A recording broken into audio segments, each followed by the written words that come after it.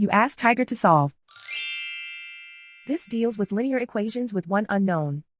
The final result is c equals 99/34. Let's solve it step by step. Simplify the expression. Group like terms. Multiply the coefficients. Expand the parentheses.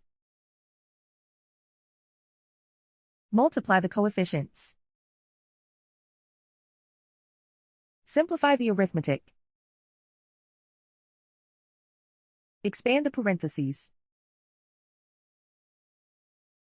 Multiply the coefficients. Simplify the arithmetic. Group all c terms on the left side of the equation. Subtract 8c from both sides. Group like terms. Simplify the arithmetic.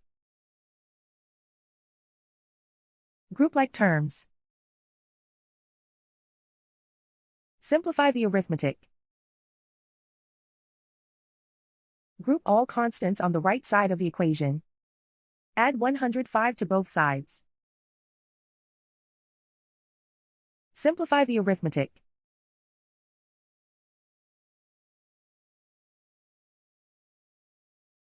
Isolate the c. Divide both sides by 34. Simplify the fraction. And so the final result is c equals 99/34.